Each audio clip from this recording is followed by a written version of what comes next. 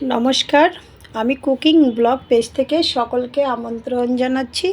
আজকের রেসিপি সজনে ডাঁটা আলু বেগুন দিয়ে শুটকি মাছ রান্নার রেসিপিটি সম্পূর্ণ দেখার অনুরোধ রইল। চলুন দেরি না করে রেসিপিটি শুরু করা যাক। চুলা অন করে একটি পাত্র বসিয়ে দিয়েছি। পাত্রটি গরম হওয়ার পর দিয়ে দিয়েছি তেল, দিয়ে দিয়েছি 1 চামচ পরিমাণ ছোটো চামচে পেঁয়াজ বাটা, রসুন বাটা,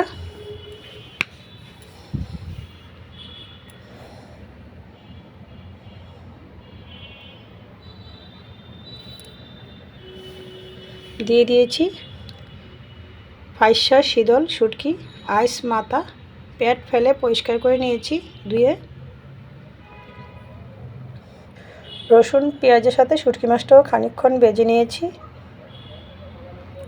এরপর যে আমি দিয়ে দিয়েছি মশলা কষানোর জন্য পরিমাণ মতো জল, মশলায় দিয়ে দিয়েছি পরিমাণ মতো হলুদ গুঁড়া, স্বাদ মতো লঙ্কার গুঁড়া,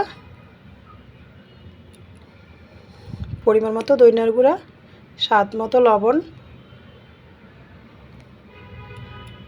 নাড়াচাড়া করে নিয়েছি। মশলা থেকে যখন তেল ছেড়ে দিয়েছি এই পর্যায়ে আমি দিয়ে দিয়েছি দেশি আলু খোসা সহ 2 টুকরো করে ধুয়ে নিয়েছি।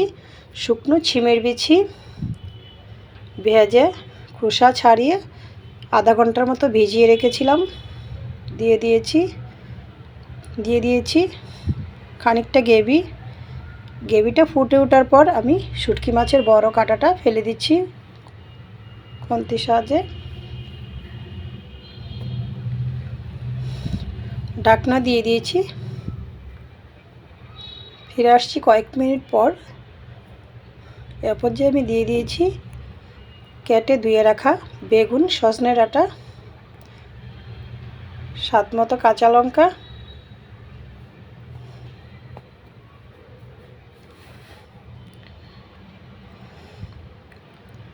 ঢাকনা দিয়ে দিয়েছি। ফিরে আসছি কয়েক মিনিট পর। ঢাকনা নামিয়ে দিয়ে দিয়েছি রাঁধুনি মশলা, এটা অপশনাল, আপনাদের হাতের কাছে থাকলে অ্যাড করবেন, নয়তো নয়।